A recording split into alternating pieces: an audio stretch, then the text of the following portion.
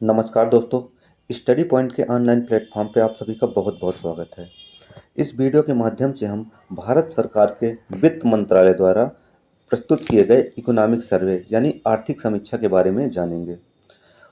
इसके तथ्यों को समझने से पहले हम लोग समझेंगे कि आखिर ये इकोनॉमिक सर्वे है क्या, ये प्रस्तुत किसके द्वारा किया जाता है, साथ ही इसको तैयार कौन करता है, इस पे किन बातों का वर्णन किया जाता है, किन बातों को इसमें बताया जाता है। साथ साथ हम समझेंगे संविधान में इसके लिए कुछ प्रावधान है या नहीं। ठीक है। जो इकोनॉमिक सर्वे आखिर है कि हम पढ़ क्यों रहे हैं, तो इकोनॉमिक सर्वे अब अगले जितने भी इस अगले साल में मतलब इस पूरे एक साल में जितने भी एग्जाम होंगे, चाहे वो प्रीलिम्स हो, चाहे मेंस हो, चाहे वनडे एग्जाम हो, चाहे कोई भी एग्जाम हो, सभी एग्जाम में इससे रिलेटेड क्वेश्चन बनते हैं। इसलिए एक साल के लिए बहुत ही आवश्यक हो जाता है।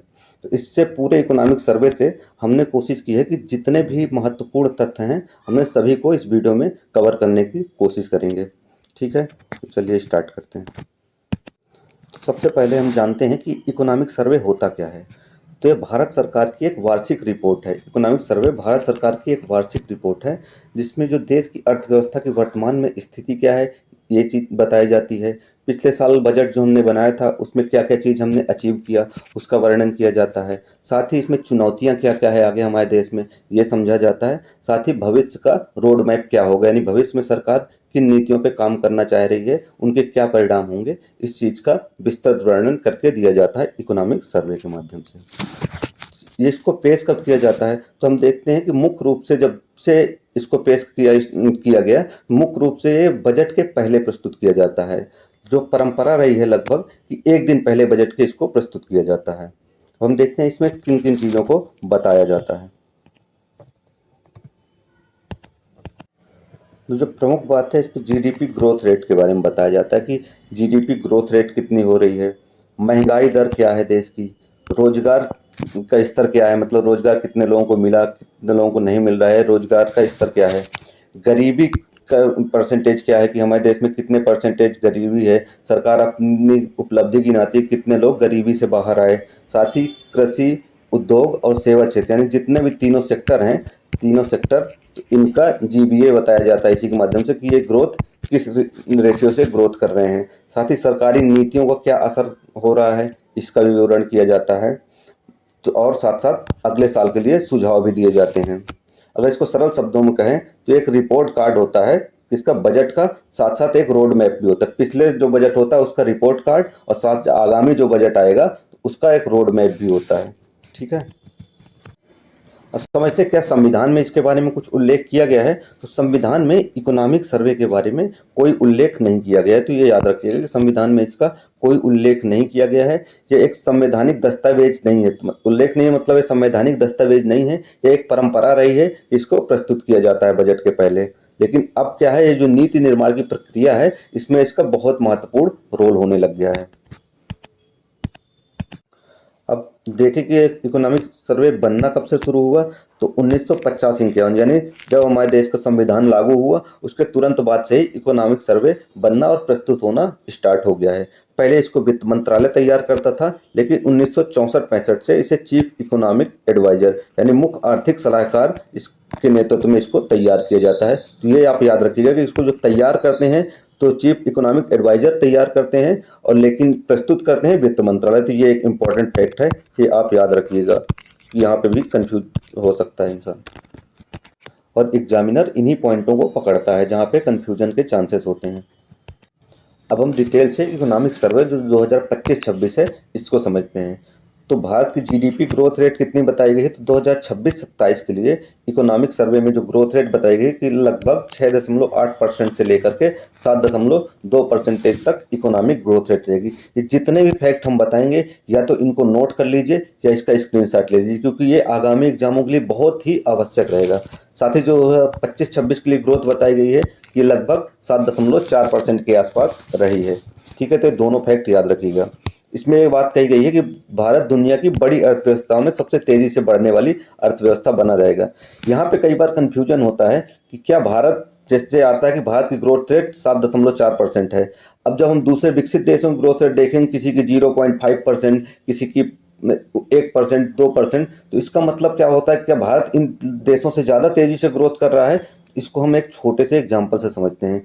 मान लीजिए एक बच्चा है, अगर इसके ऑलरेडी 90% है, ठीक है, और दूसरा बच्चा है जिसके 40% है। अब इनको दोनों को समझते हैं कि इनकी ग्रोथ रेट कैसे होगी। यही हम समझ के चल रहे हैं विकासशील या कि जो अल्प विकसित अर्थव्यवस्थाएं हैं, साथ ही जो विकासशील मतलब विकसित अर्थव्यवस्थाएं हैं। तो इनमें से जो बंदा है, जो एक बच्चा है जिसके 40% हैं, अगर वो अगले साल 44% ले आता है तो उसकी ग्रोथ रेट कितनी हो गई? लगभग 10% इसकी ग्रोथ रेट हो गई। साथ साथ अगर ये बंदा 95% भी लाता है तब भी इसकी ग्रोथ रेट सिर्फ 5% ही होती है। तो यहाँ तो ये 95% तक पहुँच गया है, तो जब ये 100 के बिल्कुल नज़दीक है तो ये ग्रोथ करेगा क्या? इसका तो नंबर ऑलरेडी 95 है, तो ये ग्रोथ कहाँ करेगा? जबकि जो बच्चा है कि जो 40% पे है, तो इसके लिए तो अभी ग्रोथ करके 100% तक जाने के चांसेस हैं, तो ग्रोथ रेट इसकी ज़्यादा रहेगी। यही होता है विकासशील अर्थव्यवस्थाओं में। यहाँ कंफ्यूज मत होइएगा कि हम किसी से आगे नहीं निकले, बस हमारी जो विकास करने की रफ्तार है वो तेज हो रही है, ठीक है। क्योंकि कई बार हम सुनते हैं कि भारत दुनिया में सबसे तेजी से ग्रोथ करने वाली इकोनॉमी बनी हुई है, तो इससे कंफ्यूजन होता है, क्या सबसे आगे हम निकल गए? तो ऐसा नहीं होता है। एक नए टर्म्स की बात कही गई है इसमें, गोल्डीलॉक ग्रोथ मॉडल। ये याद रखिए क्योंकि एग्जामिनर पकड़ता है वही जो नए तथ्य आते हैं उनको ही पकड़ता है। तो गोल्डीलॉक ग्रोथ मॉडल की बात कही है कि इंडिया गोल्डीलॉक ग्रोथ मॉडल के हिसाब से ग्रो कर रहा है, जिसमें ना तो ज़्यादा तेजी है ना ज़्यादा धीमी, जिसमें संतुलित विकास मॉडल पर काम किया जाता है। तो गोल्डीलॉक ग्रोथ मॉडल होता है। इसमें सस्टेनेबल डेवलपमेंट की बात कही गई है कि सस्टेनेबल डेवलपमेंट के हिसाब से ग्रोथ हो रही है। महंगाई के बारे में क्या कहा गया है? तो सरकार ने कहा कि महंगाई दर नियंत्रण में है, यानी आरबीआई ने जो टारगेट बनाया है कि महंगाई दर कभी 4% से ज़्यादा नहीं होनी चाहिए, 4% प्लस माइनस 2% होनी चाहिए। तो इसी रेंज में भारत सरकार का जो रिपोर्ट है उसमें कि इसी रेंज में हमारी महंगाई दर है, यानी चीज़ें बहुत ज़्यादा महंगी नहीं हुई हैं, हालांकि कुछ चीज़ों की कीमत बढ़ी हुई है, लेकिन महंगाई दर नियंत्रित है। सरकार ने साथ ही ये बताया कि जो डोमेस्टिक डिमांड है इसके कारण हमारा ग्रोथ रेट जो हो रही है सबसे ज़्यादा, तो डोमेस्टिक डिमांड के कारण हो रही है, जिसमें लोगों का खर्च बढ़ा है, सरकार का खर्च बढ़ रहा है, साथ ही इंफ्रास्ट्रक्चर में निवेश बढ़ रहा है। इकोनॉमिक सर्वे ये भी कहता है कि जहां ग्लोबल स्तर पे इस समय स्लो डाउन यानी मंदी का माहौल चल रहा है, उसके बावजूद भी भारत लगातार डिमांडिंग अर्थव्यवस्था बना हुआ है, यानी कि अपने इंटरनल डिमांड के कारण हम ग्रोथ कर रहे हैं। साथ ही इस रिपोर्ट में भी कहा गया कि वैश्विक स्तर पर कुछ खतरे हैं, यानी ग्लोबल रिस्क हैं, जिनके जिनके बारे में चेतावनी दी गई है, तथा बताया कि ये हमारे अर्थव्यवस्था पे इनका प्रभाव पड़ सकता है। कौन कौन सी चेतावनी है? जो इस समय युद्ध का माहौल बना हुआ है, साथ ही जियोपॉलिटिकल टेंशन जो है कि लगातार युद्ध का माहौल बन रहा है, कई स्तर पे तो युद्ध हो भी रहे हैं, तो युद्ध का माहौल बना हुआ है। साथ साथ ट्रेड डिस्रप्शन यानी जो टैरिफ समस्या चल रही है, ये भी एक समस्या है। तेल की कीमतों में लगातार वृद्धि हो रही है, क्योंकि मिडिल ईस्ट में हम देख रहे हैं कि लगातार तनाव बना हुआ है। चाइना यूएस तनाव के कारण भी समस्या हो रही है, जो हमारी अर्थव्यवस्था पर असर डाल रहे हैं। ये मुख्य रूप से चेतावनी दी गई है। जो भारत सरकार जो हमारे मतलब भारत की अर्थव्यवस्था के तीनों सेक्टर हैं, प्राइमरी सेक्टर, सेकेंडरी सेक्टर और टर्सरी सेक्टर यानी सेवा क्षेत्र है, तो इनके बारे में बताया गया है कि इनका योगदान कितना है, साथ ही रोजगार में कितना हिस्सा है। तो कृषि है यानी प्राइमरी सेक्टर का 15% योगदान है जीडीपी में, जबकि इसका रोजगार में हिस्सा 40% है। जो उद्योग हैं तो उद्योगों का 27 से 30% तक योगदान होता है जीडीपी में, साथ ही इसमें 25% अर्थव्यवस्था मतलब 25% जो लोग हैं रोजगार में लगे हुए हैं। तीसरा जो टर्सरी सेक्टर यानी जो सेवा क्षेत्र हैं, ये सबसे इम्पोर्टेंट है, क्योंकि जीडीपी में सबसे ज़्यादा योगदान सेवा क्षेत्र का होता है, जबकि सबसे कम जो लोग हैं तो इसी पे लगे हुए हैं। रोजगार सब के लिए 35% लोग हैं रोजगार, सेवा क्षेत्र से 35% लोगों को रोजगार मिल रहा है, जबकि जीडीपी में सबसे ज़्यादा योगदान है। तो इकोनॉमिक सर्वे 25-26 में भी कहा गया है कि हर वर्ष की तरह सेवा क्षेत्र सबसे बड़ा ग्रोथ इंजन अभी भी बनी हुई है। अब हम अलग अलग तीनों सेक्टर को समझ लेते हैं। तो जो कृषि क्षेत्र है इसकी अनुमानित वृद्धि दर, ये याद रखिएगा, ये ग्रोथ रेट की एग्रीकल्चर सेक्टर का ग्रोथ रेट कितना है? 3.1%। ये इंपॉर्टेंट है। जीडीपी में योगदान तो अभी हमने देखा कि 15% है, साथ ही जो आबादी है तो 40% आबादी इस पे आश्रित है रोजगार के लिए। मतलब कृषि का जीडीपी में हिस्सा तो कम है, लगभग जीडीपी में सिर्फ 15% ही है, लेकिन रोजगार का बहुत बड़ा साधन कृषि बना हुआ है, इसलिए आवश्यक रहता है। जो कृषि से जुड़े हुए उप सेक्टर हैं, यानी जो कृषि से ही संबंधित सेक्टर हैं, यानी प्राथमिक क्षेत्र में ही आते हैं, तो उनमें से कुछ उप सेक्टर हैं, जैसे फसल उत्पादन, गेहूं, धान, मक्का, दलहन और तिलहन। साथ ही जो खरीफ उत्पादन है, तो इसका रिकॉर्ड स्तर पर वृद्धि हो रही है। सरकार एमएसपी और सब्सिडी के माध्यम से किसानों को सपोर्ट करती है, ये इसमें भी जिक्र किया गया इकोनॉमिक सर्वे में। पशुपालन के बारे में क्या कहा गया कि दुग्ध उत्पादन में दुनिया में अभी भी भारत नंबर 1 पर बना हुआ है, ये याद रखिएगा। जितनी भी हम रैंकिंग देखेंगे वो आप याद रखिएगा, क्योंकि वो इंपॉर्टेंट होगा। मीट और अंडा उत्पादन भी तेजी से बढ़ा है, तो ये स्टेटमेंट में आ सकता है कि मीट और अंडा उत्पादन का उत्पादन बढ़ा है या घटा है, ये कुछ भी स्टेटमेंट में दे सकता है। तीसरा है मत्स्य पालन, तो भारत विश्व के टॉप फिश प्रोड्यूसिंग देशों में शामिल हुआ है, जिससे जिससे हमारे ब्लू इकोनॉमी को बढ़ावा मिल रहा है। ब्लू इकोनॉमी क्या है? जो समुद्री क्षेत्र में जो भी उत्पादन होते हैं वो ब्लू इकोनॉमी के अंदर शामिल किए जाते हैं, ये सभी प्राथमिक क्षेत्र के अंदर आते हैं। जो दूसरा हमारा सेक्टर है, सेकेंडरी सेक्टर, वो है उद्योग क्षेत्र। इसकी ग्रोथ लगभग 7% रही है। ये भी याद रखिए, कृषि जहाँ 3.1% के हिसाब से ग्रो कर रही है, तो उद्योग 7% के हिसाब से ग्रो कर रहे हैं। जीडीपी में योगदान तो हमने देखा ही कि 27 से 30% का है। उद्योग भारत को विकसित देश बनाने में सबसे जरूरी सेक्टर माना जाता है। ये सबसे जरूरी सेक्टर क्यों माना जाता है? क्योंकि जो जीडीपी है वो सिर्फ प्रोडक्शन से ही जीडीपी, जो ग्रॉस डोमेस्टिक प्रोडक्ट यानी जीडीपी होगी, जितना ज़्यादा प्रोडक्शन होगा जीडीपी वृद्धि उतनी ज़्यादा होगी। और विकसित देश बनना है तो जीडीपी बड़ी होना आवश्यक होता है। इसलिए सबसे ज़्यादा जो रोल है तो इंडस्ट्रियल सेक्टर का, यानी सेकेंडरी क्षेत्र का सबसे ज़्यादा रोल है। उद्योग के मुख्य हिस्से कौन कौन से हैं, मतलब इसमें क्या क्या शामिल होता है? तो मैन्युफैक्चरिंग सेक्टर है, इसमें make in India PLI scheme के माध्यम से इसको बढ़ावा दिया जा रहा है। साथ ही इलेक्ट्रॉनिक, ऑटोमोबाइल, फार्मा, रक्षा उत्पादन, ये सब बढ़ रहे हैं, ये सेकेंडरी सेक्टर के अंदर ही आते हैं। मैन्युफैक्चरिंग का जीडीपी शेयर बढ़ाने का लक्ष्य 25% है, यानी जीडीपी शेयर बढ़ाने का जो लक्ष्य है भारत सरकार का 2047 में, जब विकसित अर्थव्यवस्था का जो रोड मैप दिया गया है भारत सरकार द्वारा, तो इसमें जीडीपी का जो शेयर है तो इस सेकेंडरी सेक्टर से 25% तक इसका बढ़ाने का है, कि मैन्युफैक्चरिंग से 25% तक हम इसको बढ़ाएंगे। साथ ही कंस्ट्रक्शन भी इसमें शामिल किया जाता है, जिसमें सड़क कंस्ट्रक्शन, रेलवे, मेट्रो, हाउसिंग क्षेत्र में बूम की बात कही गई है। इंफ्रास्ट्रक्चर स्पेंडिंग से रोजगार बढ़ा है, इसकी बात भी इकोनॉमिक सर्वे में कही गई है। जो इंपॉर्टेंट नहीं है उनको हम सिर्फ जस्ट रीडिंग करेंगे, जो इंपॉर्टेंट है वहाँ हम डिटेल में पढ़ेंगे। जैसे तीसरा सेक्टर शामिल है माइनिंग और यूटिलिटीज, ये शामिल होता है सेकेंडरी सेक्टर में ही। इसमें कोयला, गैस, बिजली, जलापूर्ति भी शामिल है। बिजली सेक्टर की वृद्धि, ये पर्टिकुलर जो अलग अलग दे रहे हैं फैक्ट, तो इनको भी आप नोट कर लीजिएगा कि बिजली सेक्टर में वृद्धि 2.1% की हुई है। उद्योग सेक्टर की समस्याएं क्या क्या बताई गई है, जैसे मेंस में काम आ सकता है कि जब हम उद्योग की हमारे इकोनॉमिक सर्वे में ये समस्याएं बताई गई हैं इंडस्ट्रियल सेक्टर की, जिसमें ग्लोबल डिमांड कमजोर हो रही है क्योंकि तनाव का माहौल है। एक्सपोर्ट पर टैरिफ और जियोपॉलिटिक्स का असर दिख रहा है, क्योंकि टैरिफ लगातार, जैसे अभी हमने देखा कि यूएस से द्वारा टैरिफ लगाया गया, तो उसका असर दिख रहा है। साथ ही स्किल गैप और टेक्नोलॉजी की जरूरत है। तीसरा और सबसे महत्वपूर्ण सेक्टर है जो कि भारत की ताकत बना हुआ है, सर्विस सेक्टर, यानी तृतीयक क्षेत्र, यानी टर्सरी सेक्टर है जो भारत की ताकत बना हुआ है। इसमें वृद्धि कितनी? 7.3% से।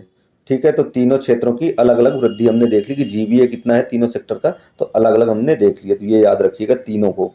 जीडीपी में योगदान सबसे बड़ा सेवा क्षेत्र का है, साथ ही इसमें रोजगार का भी 35% तक लोगों को रोजगार भी देता है।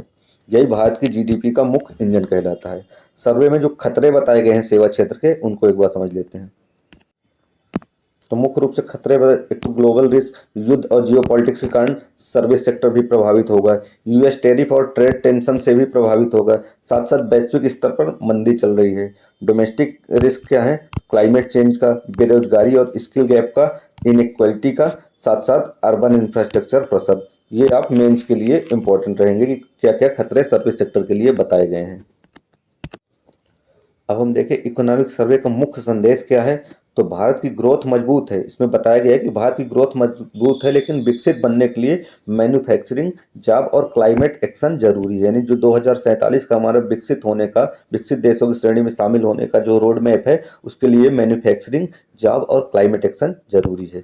अब हम एक बार इकोनॉमिक सर्वे रिपोर्ट के कुछ तथ्यों को देख लेते हैं जो कि इम्पोर्टेंट है, जो अभी हमने पीछे पढ़ा भी। तो जैसे 2025-26 में जीडीपी ग्रोथ रेट है 7.4%, ये याद रखिएगा, पहला इंपॉर्टेंट है। एग्रीकल्चर सेक्टर में 3.1% की ग्रोथ हो रही है, इंडस्ट्रियल सेक्टर में 7% की, सर्विस सेक्टर में 7.3% की। इनका क्रम भी याद रखिएगा कि क्रम भी पूछ सकता है कि ग्रोथ के हिसाब से इनको सेट करिए। लार्जेस्ट जो जीडीपी सेक्टर है तो सर्विस सेक्टर है हमेशा की तरह। लार्जेस्ट जो एम्प्लॉयमेंट सेक्टर है तो एग्रीकल्चर का, ये हमने अभी डिटेल में पीछे पढ़ा।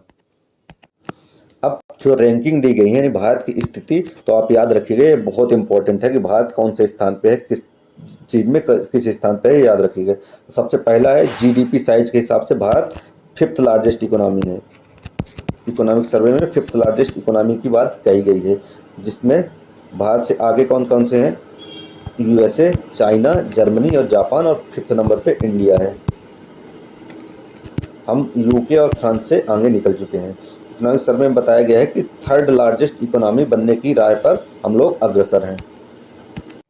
दूसरा फास्टेस्ट ग्रोइंग इकोनॉमी बताया गया कि भारत की रैंकिंग क्या है, पहले नंबर पर भारत ग्रोथ इकोनॉमी के रूप में भारत पहले नंबर पर, जिसमें भारत की ग्रोथ रेट 7.4% है 25-26 में। हम चीन, यूएस, यूरोपीय यूनियन जैसे देशों से भी हमारी ग्रोथ रेट आगे है। इसको हम वही है कि जो हमने अभी समझा पीछे 40% वाला बच्चा और 90% वाले बच्चे का एग्जाम्पल से समझा, उससे आप समझ सकते हैं कि इसका कॉन्सेप्ट क्या है। बस ये याद रखिएगा कि 2025-26 में इकोनॉमिक सर्वे के हिसाब से ग्रोथ रेट हमारी 7.4% है। अगला फैक्ट है कि भारत का जो सर्विस एक्सपोर्ट है उसमें क्या रैंकिंग है, तो ग्लोबल सर्विस एक्सपोर्ट में भारत का हिस्सेदारी 4.3% है, यानी जो टोटल शेयर है उसमें भारत का हिस्सा 4.3% भारत सर्विस सेक्टर का एक्सपोर्ट करता है। जो रैंक है इसकी, तो 7th रैंक है सर्विस एक्सपोर्ट में भारत की। ये दोनों फैक्ट आप याद रखिएगा। जो मुख्य सबसे बड़ी ताकत है सर्विस एक्सपोर्ट की, तो हमारा आईटी और बिजनेस सर्विस है जो इस समय टॉप पे है। अगर देखें banking and financial sector ranking क्या है, तो भारत का स्टॉक मार्केट शेयर कैप जो है, भारत का stock market share cap to GDP ratio 136% बना हुआ है, जो सबसे ज़्यादा है, क्योंकि चीन का 65% और ब्राज़ील का 37% है। यानी इमर्जिंग मार्केट में भारत टॉप परफॉर्मर बना हुआ है। अब हम आईटी और डिजिटल इकोनॉमी रैंकिंग में देखें तो Bharat global IT service hub बना हुआ है। उसका हिस्सा मार्केट शेयर कितना है, 10.2% मार्केट शेयर के साथ भारत दूसरे नंबर पे बना है। मुख्य रूप से telecom, computer information service export में सबसे आगे है। ये याद रखिएगा कि जो आईटी और डिजिटल इकोनॉमी रैंकिंग है, भारत की रैंक 2 है और इसमें मार्केट शेयर 10.2% का है। पॉपुलेशन एंड डेमोग्राफी रैंकिंग, तो आपको पता ही है कि 2023 से भारत सबसे ज़्यादा पॉपुलेशन वाला देश बन गया है। तो इसमें डेमोग्राफिक डिविडेंड एडवांटेज की बात कही गई है कि जो जनसंख्या लाभांश है उसके बारे में इसका कहा गया है कि भारत जनसंख्या लाभांश की स्थिति में है। अगर हम रिन्यूएबल एनर्जी रैंकिंग में देखें तो Bharat top renewable capacity countries में शामिल है। सोलर कैपेसिटी में टॉप 5 देशों में, यानी भारत की रैंकिंग 5वीं है सोलर कैपेसिटी में। तो ये याद रखिएगा सोलर कैपेसिटी में रैंक क्या है भारत की। अब हम पार्ट वाइज जो है, सेक्टर वाइज जो भारत की रैंकिंग है, भारत की स्थिति हर एक क्षेत्र में, इसको समझते हैं। इसमें हम अलग अलग सेक्टर वाइज भारत की रैंक देखेंगे, भारत की स्थिति देखेंगे क्या है। तो एग्रीकल्चर सेक्टर में देखा जाए तो जो मिल्क प्रोडक्शन है, तो उसमें भारत की रैंक फर्स्ट है। मिल्क प्रोडक्शन में भारत पहले स्थान पे है। दालों के प्रोडक्शन में भी भारत पहले स्थान पे है। राइस प्रोडक्शन में भारत दूसरे स्थान पे है। ये रैंक आप याद रखिएगा, इसे भारत की स्थिति कौन कौन से रैंक पे है, क्योंकि ये स्टेटमेंट में भी देता है, साथ साथ मैचिंग में भी कई बार आता है। वीट प्रोडक्शन में भारत दूसरे नंबर पे है। राइस और वीट दोनों के प्रोडक्शन में चीन पहले नंबर पे है। ये याद रखिएगा, इकोनॉमिक सर्वे का डाटा है, ये बहुत इंपॉर्टेंट है। जो आगे हम देखें, फिशरीज प्रोडक्शन में हम तीसरे नंबर पे हैं। इकोनॉमिक सर्वे कहता है कि India world largest milk producer है। ये तो हमने देख लिया कि सबसे बड़ा मिल्क प्रोड्यूसर है। साथ साथ जो पल्सेस का प्रोड्यूसर भी है, पल्सेस का भी टॉप प्रोड्यूसर, यानी फर्स्ट नंबर पे पल्सेस में भी है। तो हमने देखा मिल्क और पल्सेस में फर्स्ट रैंक पे है। राइस और वीट में, यानी खाद्यान्न की जो मुख्य फसलें हैं, इसमें हम दूसरे नंबर पे हैं। साथ जो फिशरीज है यानी ब्लू इकोनॉमी की तरह देखें तो हम तीसरे नंबर पे हैं। ये तीनों याद रखिएगा, ये प्राइमरी सेक्टर से हो गया, एग्रीकल्चर से। अगर हम मैन्युफैक्चरिंग और इंडस्ट्री रैंकिंग देखते हैं तो जो ऑटो प्रोडक्शन है, यानी हम सेकेंडरी क्षेत्र जब देखते हैं, यानी द्वितीयक क्षेत्र, तो ऑटो प्रोडक्शन है उसमें भारत 4th स्थान पे है। स्टील प्रोडक्शन में भारत 2nd रैंक पे है। ये रैंकिंग आप याद करिए, या तो नोट कर लीजिए या इसका स्क्रीनशॉट लीजिए कि स्टील प्रोडक्शन में भारत दूसरे नंबर पे है। सीमेंट प्रोडक्शन में भी भारत दूसरे नंबर पे है। इलेक्ट्रॉनिक मैन्युफैक्चरिंग रेपिडली राइजिंग हो रहा है, मतलब इलेक्ट्रॉनिक्स जो मैन्युफैक्चरिंग है, उत्पादन है, वो लगातार बढ़ रहा है। भारत का लक्ष्य क्या है? तो भारत का लक्ष्य है कि जो हम विकसित अर्थव्यवस्था का 2047 का लक्ष्य है, उस तक हमको जीडीपी का जो सर्विस सेक्टर का मैन्युफैक्चरिंग का शेयर रहेगा 25% तक इसको बढ़ाना है, तभी हम विकसित अर्थव्यवस्था बन पाएंगे। अब हम देखते हैं सर्विस सेक्टर का। तो सर्विस सेक्टर में देखें, आईटी सर्विस एक्सपोर्ट में भारत दूसरे तीसरे 2 या 3 रैंकिंग पे है। टूरिज्म अराइवल में भारत 25वें स्थान पे है। फाइनेंशियल सर्विस में टॉप इमर्जिंग मार्केट बना हुआ है भारत। अब हम स्टेट वाइज इकोनॉमिक परफॉर्मेंस देखेंगे, यानी राज्यों की स्थिति देखेंगे कि कौन सा राज्य किस चीज में आगे है, किस चीज के प्रोडक्शन में आगे है। ये सारा का सारा डाटा है ना, एग्जाम के लिए बहुत आवश्यक है, क्योंकि ये पूरा एक साल जितने भी एग्जाम एक साल में होंगे, सभी में ये फैक्ट पूछे जाएंगे लगातार, कोई ना कोई फैक्ट, कोई ना कोई फैक्ट। तो सभी या तो आप नोट कर लीजिए या स्क्रीनशॉट लेकर रखिए, क्योंकि चाहे कोई भी एग्जाम हो, इकोनॉमिक सर्वे और बजट का रोल सभी एग्जामों में लगभग लगभग बना ही रहता है।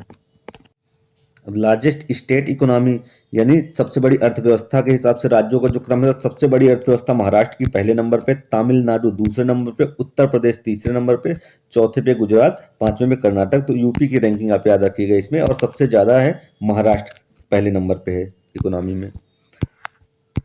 ठीक है, फास्टेस्ट ग्रोइंग और लार्ज स्टेट जो है, सबसे ज्यादा ग्रोथ रेट किस स्टेट का है, सबसे ज्यादा ग्रो कौन से स्टेट का था? तो पहले नंबर पे बिहार आता है, जो सबसे तेज से ग्रो करता है। जो हमने पीछे भी समझा, एग्जाम्पल वही है, 40% और 90%। जब ऑलरेडी कोई बहुत पीछे है तो ग्रोथ रेट भी उसकी ज्यादा ही होगी, तभी वो आगे बढ़ेगा।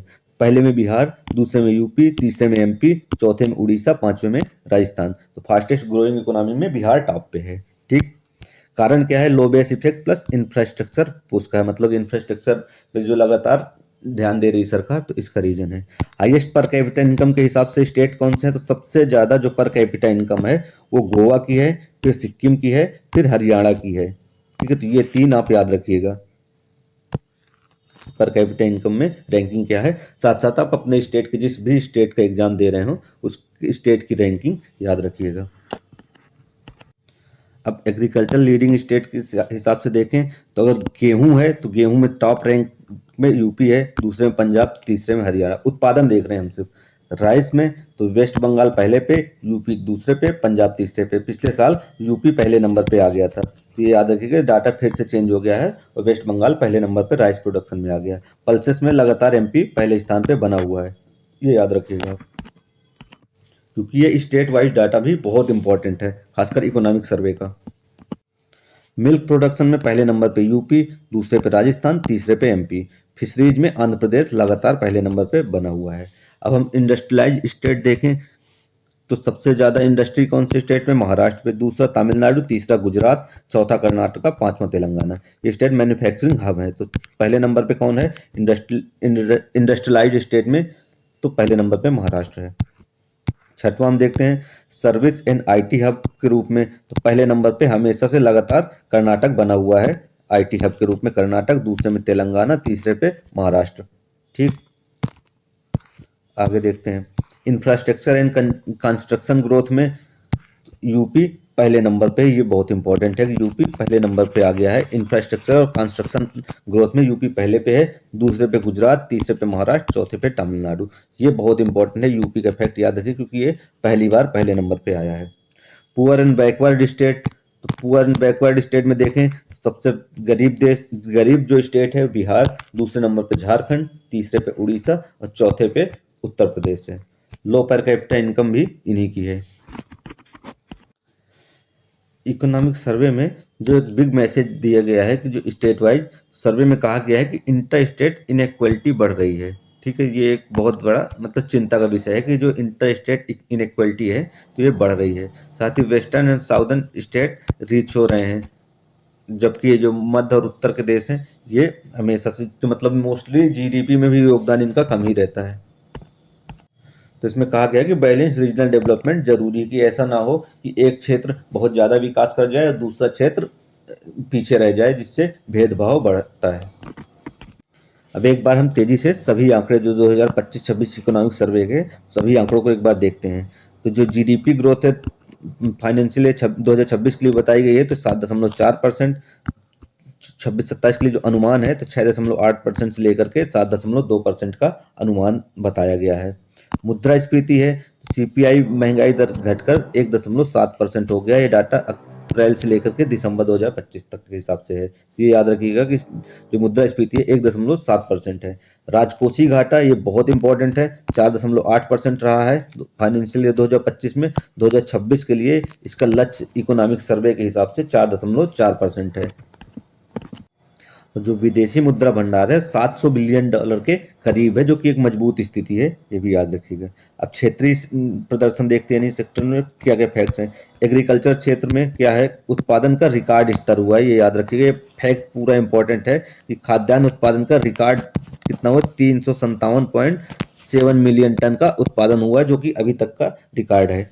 सेवा क्षेत्र जीवीए 9.1% है, ये याद रखिएगा। भारत दुनिया का 7वां सबसे बड़ा सेवा निर्यातक है, ये हमने अभी पीछे देखा कि जीवीए ग्रोथ रेट कितनी है सेवा क्षेत्र की, 9.1%। उद्योग का क्या है, औद्योगिक विकास दर 7% के हिसाब से बढ़ रही है।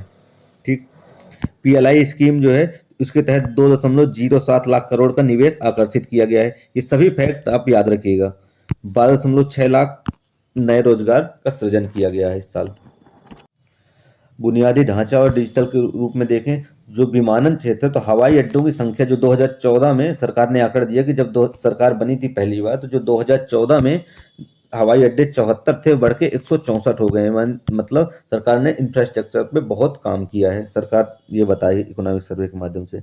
बैंकिंग में जो जनधन खाते थे वो 55 करोड़ के पार हो गए हैं, ये याद रखिएगा। स्टेटमेंट में पूछ सकता है कि कितने हैं इस समय जनधन खाते। स्टार्टअप्स का देखें तो भारत दुनिया का तीसरा सबसे बड़ा स्टार्टअप इकोसिस्टम बना हुआ है, ये याद रखिएगा। सामाजिक और श्रम में देखते हैं तो महिला श्रम भागीदारी निरंतर सुधार हुआ है। आयुष्मान भारत जो है तो 35 करोड़ से अधिक लाभार्थियों को कार्ड जारी किए जा चुके हैं। शहरी बेरोजगारी, प्रमुख शहरों में बेरोजगारी की दर गिरकर 6.4% के स्तर पर आ गई है। चुनौतियां क्या बताई गई है, तो बाहरी संरक्षणवाद और नए टैरिफ चुनौतियां हैं। मध्य पूर्व में तनाव के कारण कच्चे तेल की कीमतों में अस्थिरता भी एक चुनौती बताई गई है। विकसित देश में ऊंची ब्याज दरों से पूंजी प्रवाह का दबाव बढ़ रहा है। लगातार जो ऊंची ब्याज दर है तो इस कारण से लोगों का पैसा शिफ्ट हो रहा है विकसित देशों की तरफ, इसलिए पूंजी प्रवाह का दबाव बना हुआ है। निवेश और पूंजी में क्या है, तो ग्रॉस कैपिटल फॉर्मेशन, तो यानी कि अर्थव्यवस्था में जो निवेश की दर है तो जीडीपी के 32.5% पर पहुंच गई है। बैंकिंग और वित्तीय क्षेत्र देखें तो जो सरकार का एनपीए है, ग्रॉस एनपीए, तो घटकर 2.1% के ऐतिहासिक निचले स्तर पर आ गया है। तो ये फैक्ट याद रखिएगा कि जो एनपीए है सरकार का तो वो 2.1%, यानी बैंकों का जो एनपीए बढ़ रहा था लगातार, वो पहली बार सबसे नीचे 2.1 के स्तर तक आ चुका है। क्रेडिट ग्रोथ में क्या है कि बैंक ऋण वितरण में 15.6% की सालाना वृद्धि देखी गई है। तो ये एक फैक्ट याद रखिएगा, जिसमें एमएसई सेक्टर सबसे ज्यादा फायदा हुआ है। तो ये दोनों फैक्ट याद रखिएगा कि सबसे ज्यादा फायदा एमएसई सेक्टर का हुआ है। बैंक ऋण वितरण में 15.6% की सालाना वृद्धि देखी गई है, यानी हर साल 15.6% ज्यादा लोग बैंक ऋण ले रहे हैं। डिजिटल ट्रांजैक्शन में देखे जाए तो यूपीआई लेनदेन ने 20 लाख करोड़ प्रति माह के औसत को पार किया है। ये बहुत बड़ा फैक्ट है डिजिटल इंडिया की तरफ। ये आप कहीं पे मेंस में भी जब डिजिटल इंडिया पे कुछ भी लिख रहे हैं तो ये फैक्ट आप यूज कर सकते हैं। हम अगर विदेशी व्यापार और निवेश में देखें तो जो हमारी करंट अकाउंट डेफिसिट थी जो बढ़ रही थी लगातार, उसमें भी केवल 0.9% ही बचा है, जो कि बाहरी स्थिरता का संकेत देता है। हमारी जो करंट अकाउंट डेफिसिट थी यानी चालू खाता घाटा, वो हमारा लगातार कम हो रहा है। रेमिटेंस के मामले में भारत प्रथम स्थान पर, यानी सबसे ज्यादा जो विदेशों से पैसा भारत में आता है रेमिटेंस, तो ये रेमिटेंस कहलाता है। तो इसमें भारत पहले नंबर पर है, जिसमें 130 बिलियन से अधिक की प्राप्ति हुई है। नेट एफडीआई देखा जाए तो जहां वैश्विक स्तर पर मंदी चल रही है, उसके बावजूद भी भारत में शुद्ध एफडीआई प्रवाह 8.1% की रिकवरी देखी गई। मतलब एफडीआई प्रवाह भारत में 8.4% आ रहा है। ऊर्जा और पर्यावरण के क्षेत्र में देखें तो रिन्यूएबल एनर्जी है, यानी जो नवीकरणीय ऊर्जा है, तो भारत की कुल स्थापित जो बिजली क्षमता में गैर जीवाश्म ईंधन की हिस्सेदारी 46% हो गई है। यानी जहां सबसे पहले योगदान सिर्फ जीवाश्म ईंधनों की तरफ हम डिपेंड थे, तो बिजली उत्पादन में 46% हम गैर जीवाश्म की तरफ बढ़ चुके हैं। सोलर पावर में तो सौर ऊर्जा क्षमता पिछले 10 वर्षों से 35 गुना बढ़ गई है। ये सब आप स्टेटमेंट के रूप में फैक्ट याद रखिएगा। ग्रीन हाइड्रोजन में क्या है, नेशनल ग्रीन हाइड्रोजन मिशन के तहत 19,744 करोड़ रुपए का आवंटन पहले चरण में प्लांट बनने के लिए लागू हो गया है। सामाजिक और डिजिटल क्षेत्र देखते हैं। जो मल्टी डायमेंशनल पॉवर्टी है, यानी जो हमारी गरीबी है, तो 10 वर्षों 26 करोड़ से अधिक लोग बहुआयामी गरीबी से बाहर आ चुके हैं। ये इकोनॉमिक सर्वे का डाटा है कि 26 करोड़ लोगों को सरकार द्वारा बहुआयामी गरीबी से बाहर किया गया है। एजुकेशन में क्या है, उच्च शिक्षा में महिलाओं का नामांकन 32% बढ़ा है। ये याद रखिएगा कि अब हायर एजुकेशन में भी महिलाओं की हिस्सेदारी लगातार बढ़ रही है। 5G रोल आउट में क्या है, तो भारत में दुनिया का सबसे तेज 5G रोल आउट हुआ है, जिसके तहत 4.5 लाख से अधिक बेस स्टेशन स्थापित किए जा चुके हैं। तो ये हमने सामाजिक और डिजिटल आंकड़े देखे। आखिरी में हम लॉजिस्टिक और ट्रांसपोर्ट का देखें तो नेशनल हाईवे 32 किलोमीटर प्रतिदिन के हिसाब से बन रहे हैं। निर्माण इनका कैसे हो रहा है, 32 किलोमीटर प्रतिदिन के हिसाब से, ये आप याद रखिएगा। दूसरा, रेलवे इलेक्ट्रिफिकेशन हुआ है, तो भारतीय रेलवे का 96% ब्रॉडगेज नेटवर्क अब विद्युतीकृत हो चुका है। जहां पहले हम स्टीम इंजन पे भी डिपेंड रहते थे, वो अब लगभग 96% हम विद्युतीकृत की तरफ पहुंच गए हैं। रेलवे का जो रेलवे लाइन है तो 96% विद्युतीकृत हो गई है। ठीक है, इस तरह हमने इकोनॉमिक सर्वे जितना हमारे लिए आवश्यक था उसके लगभग सभी फैक्टों को हमने उससे निकाला और समझा। तो आप याद रखिएगा। इस तरह अब आगे कल में जब बजट आएगा तो हम उसका भी डिटेल में अध्ययन करेंगे। इसके लिए आप हमारे चैनल स्टडी पॉइंट से जुड़े रहिए। धन्यवाद।